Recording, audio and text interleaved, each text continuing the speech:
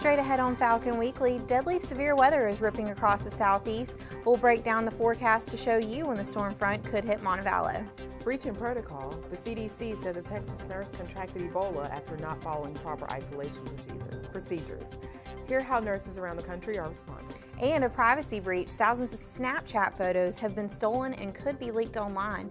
Find out which Snapchat apps were hacked. Falcon Weekly starts now.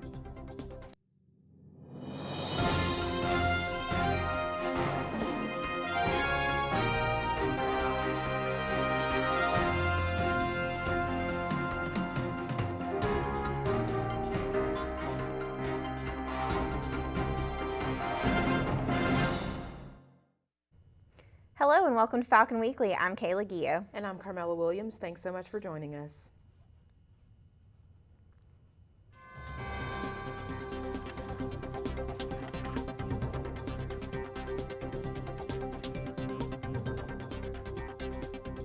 A deadly weather system is heading for central Alabama. In Arkansas, one man was killed and 3 more injured after a powerful storm ripped through the Ashdown community Monday morning. According to local officials, a man died and a woman and 2 children were hurt when a tree fell and destroyed their home. The National Weather Service is sending a team to Ashdown to determine if the storm was a tornado. That storm system is going to pass through Alabama Monday night and into Tuesday morning. The first round of severe weather will be scattered severe thunderstorms across the western 2/3 of central Alabama. The area with the greatest threat of severe weather is indicated in red. According to the National Weather Service, isolated tornadoes are possible with the first round of storms.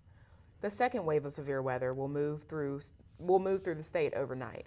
Officials say the storms could hit the Montevallo area between 8 p.m. Monday and 4 a.m. Tuesday. UM is in the red area, which means we could see isolated damaging winds and possible tornadoes. Taking a look at the threat levels for this storm system, damaging winds are the greatest threat at this time, with speeds expected to reach up to 25 miles per hour. There is also a threat of possible tornadoes and flooding. Be sure to follow the National Weather Service for updated information throughout the night. We've placed a link to their page on our Facebook page. Just search for UM Falcon Weekly. Be sure to monitor your forum email for any updates from the university about possible closings or delays.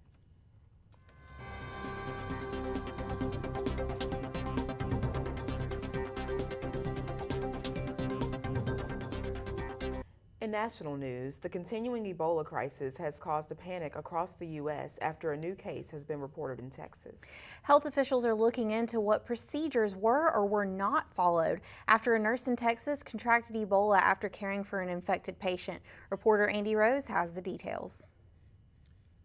We have to rethink the way we address Ebola infection control. According to Director Tom Frieden, the Centers for Disease Control and Prevention is conducting an investigation to determine how a Texas nurse contracted Ebola. She was part of the team caring for Ebola patient Thomas Eric Duncan, but wore the mandated mask, gown, shield, and gloves. Health officials say there was a breach in protocol, but have not provided any specific details. One step being closely evaluated is the removal of personal protective gear. If it is contaminated, there's the possibility that a worker will contaminate themselves and become infected in that process. National Nurses United, the country's largest nursing association, is calling for more training for health workers caring for Ebola patients. Not one more healthcare worker or one more nurse should be infected. In this country, we have the resources to contain and eradicate. Meantime, the CDC is now monitoring dozens of other Dallas healthcare workers who came into contact with Duncan, worried that they may have had the same kind of breach which led to the nurse's infection. So far, none of the people being monitored has presented symptoms. I'm Andy Rose reporting. Hundreds of nurses gathered in California over the weekend to demand better education and training on Ebola. National Nurses United claimed 3/4 of the country's hospitals aren't prepared to handle Ebola cases. In other national news, demonstrators held another protest early Monday morning in St. Louis, Missouri. Many protesters chanted for what they called killer cops to be put in jail. Hundreds gathered at the site where a white police officer shot and killed 18-year-old Vonderette DeAndre Myers last week. Police say Myers was armed and shot at the officer first. Demonstrators also held a civil rights rally and march overnight. A second group of protesters in Missouri gathered at the Ferguson Police Department over the weekend. The protests are being called Ferguson October and a weekend of resistance by organizers. Their anger follows the August shooting of Michael Brown Jr. in Ferguson and last week's deadly shooting in St. Louis. Hayrides are supposed to be a happy occasion for families and children to enjoy, but over the weekend in Maine, the ride turned tragic.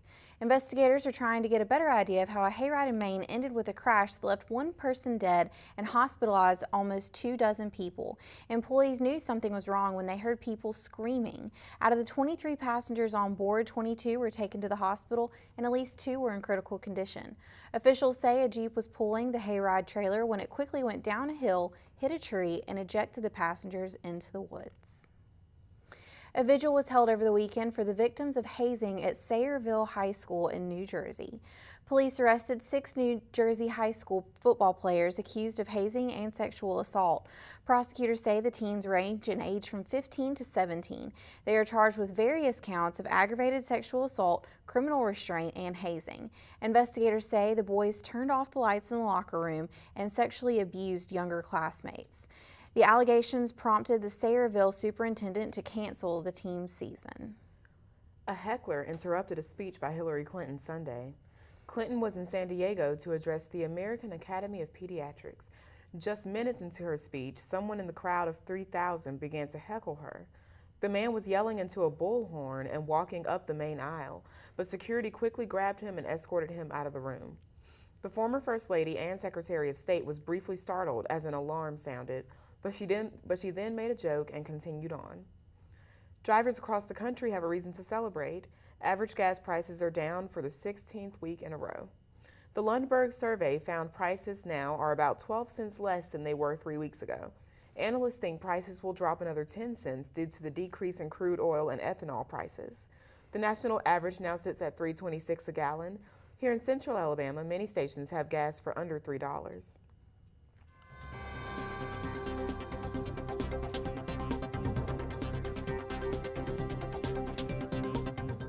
Turning to world headlines, ISIS fighters are on the verge of taking 2 key locations in Syria and Iraq, with local forces almost powerless to prevent the onslaught. The Syrian Kurdish town of Kobani near the Turkish border is under threat, as well as Iraq's Anbar province west of Baghdad. On Sunday, Anbar's police chief was killed in a roadside bomb. ISIS is advancing in Syria as well. The United Nations envoy has voiced fears of a massacre in Kobani. Local leaders are pleading for U.S. troops to help stop the assault. Now they are faced with the real possibility that the capital could be overrun. And now a gruesome story out of Mexico. Federal officials have uncovered 4 new mass graves in the state of Guerrero. Officials say the small but distinguishable graves were covered with rocks and tree limbs. Just 2 weeks ago, several students went missing in the same area, but officials have not yet confirmed if there is a connection. The identity of the bodies is still undetermined. Former Olympic track star Oscar Pistorius could soon learn whether he'll go to jail for killing Reva Steenkamp.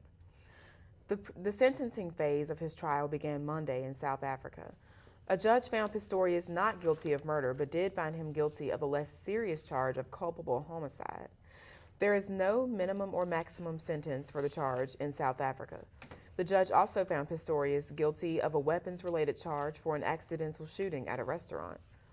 Pakistani women's rights activist Malala Yousafzai is the co-winner of the 2014 Nobel Peace Prize. The Nobel Committee chose Malala for her ongoing efforts to make sure all children have access to education. Malala rose to global prominence after she survived an assassination attempt by the Taliban. She is the youngest ever Nobel Peace Prize winner. Remember, there's more news online 24/7. Just search for Falcon Weekly on Twitter and Facebook to see more stories and news updates throughout the week. Still ahead, the war for the oar. We'll recap this year's Life Raft debate and tell you how you can relive some of what are calling the best debate ever. Plus, we go inside UM's Korean Culture Club, see how the club is educating students about international lifestyles and how they play a popular Korean game with their ears. And Black Friday shopping will start even earlier for shoppers at Macy's. Find out how early Macy's is opening on Thanksgiving Day for the shoppers to get the best deals. Those stories and more when Falcon Weekly returns.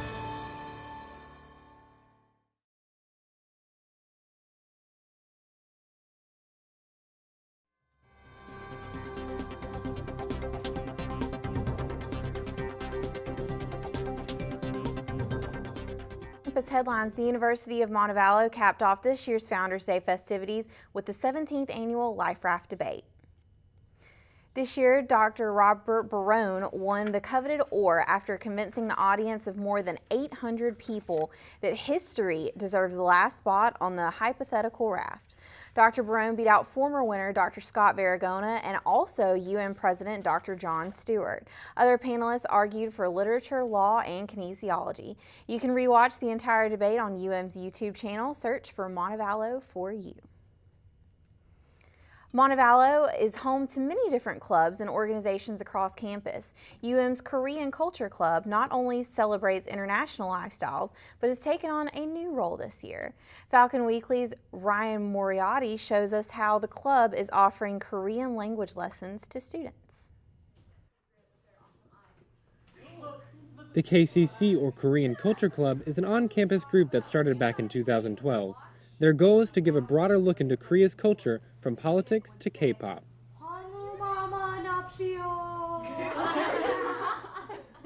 This year, the KCC is including Korean language lessons as part of their meetings, taught by one of the club's co-founders, Abby McNeely. We're hoping to at least be able to hold an average conversation by the end of the year. McNeely says the Korean language was created to be easy enough for the peasant class to be literate, making it easier to learn. Learning about the history and the language of a different culture helps broaden one's worldview, but the KCC focuses on all aspects of culture, some that may surprise you. Here we go. Games from the popular Korean variety show Running Man sometimes make an appearance at the club's meetings, managing to inform and entertain. The host will bring a mysterious object, rub it on your ear to give you some probably horrifying sensations. Should I be scared? Though they're all safe objects, and then the team is supposed to try and figure out what that item is and gain points. All right, final answer. Cup. The KCC meets every Thursday in Reynolds 226 and is open to all students. Reporting for Falcon Weekly, I'm Ryan Moriarty. We've placed more information about the Korean Culture Club on our Facebook page. Just search for Falcon Weekly.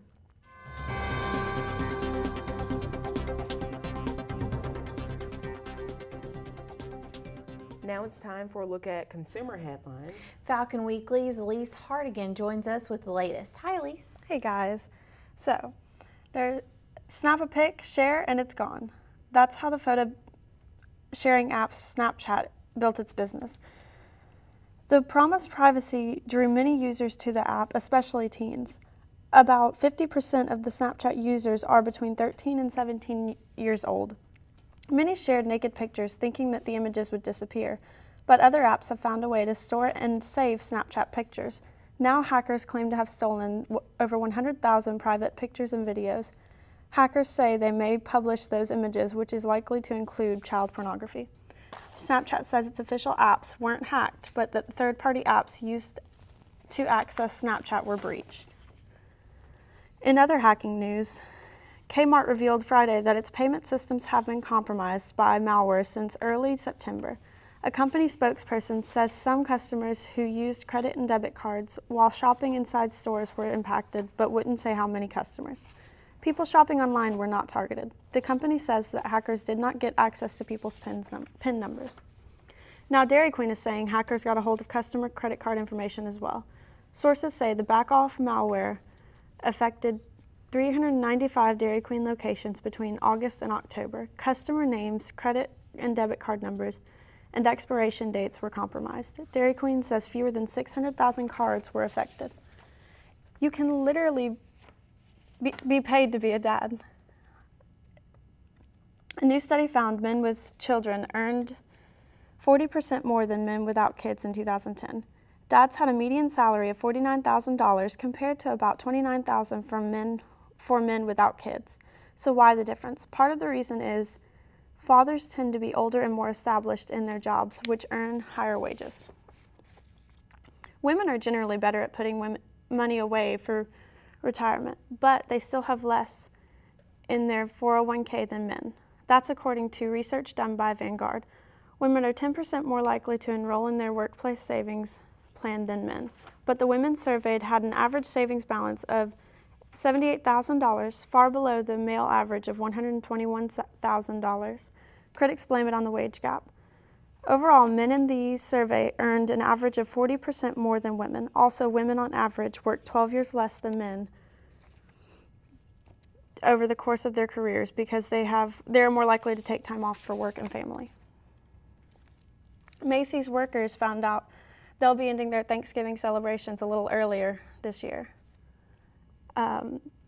Macy's is set to open at 6 p.m. on Thanksgiving Day. Executives sent out an email to workers notifying them of the early shopping holiday. Several people then posted the notification online.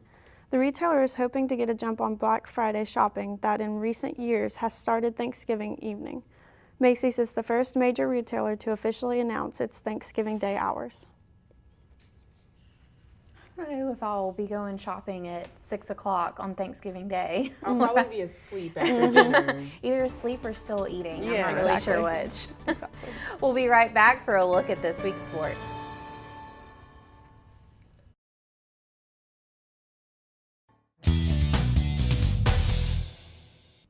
Welcome back to Falcon Weekly. I'm Deon Thirst with a look at this week's sports. Starting off, the Division II Bulletin released their preseason outlook for men's basketball this weekend, with the University of Montevallo Falcons coming in at number 4. The Falcons returned 4 or 5 starters this year, including senior Teran Brown. Speaking of Teran Brown, he has been named by the Division II Bulletin as a Super 16 player. Last year, Brown led the Peach Belt Conference in assists and field goals. Brown was also second in points and scores, and fourth in steals. Madness is coming to Montevallo. The University of Montevallo will partake in Midnight Madness on Thursday, October 14th. Free food and a t-shirt will be given to students, as well as a chance to win a Google Chromebook. There will also be a half-court shot contest for a $1,000 tuition event. Midnight Madness will start after the volleyball game. The University of Montevallo's men's soccer team defeats Flagler College in a 3-0 shutout. The Falcons started out strong in the first half, scoring 2 goals and added a third goal in the second half. The shutout performance earned freshman goalkeeper Yannick Horn PBC Goalkeeper of the Week. Horn has started every game of the season and leads the PBC in minutes played, and second in save percentage and shutouts. The slump continues for the UM women's soccer team. The Falcons fell to Flagler in a 1-0 loss. The Falcons will be back in action Wednesday, October 15th. The UM women's volleyball team had a successful weekend after victories against Francis Mary and UNC Pembroke. The Falcons' season improved to 14-7 overall and 6-3 in conference play. The volleyball team will return to action on Tuesday, October 14th. The AP poll experienced another shakeup this week. After another eventful college football week, there is a new number 1 team after their win against Auburn. Mississippi State jumped up to number 1. The Auburn Tigers dropped down to number 6 in the polls, while the Alabama Crimson Tide stays at number 7. Alabama will be back in action this Saturday against Texas A&M, while Auburn will have a bye week. And that's a look at this week's sports. Thanks, Deon. Finally this week, we've seen treasure hunters in movies, but rarely do you hear of someone finding them in real life. A retired businessman has unearthed a hoard of Viking treasure in a field in Scotland. Armed with a metal detector, 47-year-old Derek McLennan discovered the haul last month. In all, he dug up more than 100 artifacts. Experts are examining the treasure trove to determine their worth. The collection could be put on public display. McLennan says is expected to get a reward for his find. That's all the time we have for this week's show. Thanks so much for joining us. For more UM news, be sure to check out the Falcon News Network blog. The website address is on your screen. We'll see you again next week.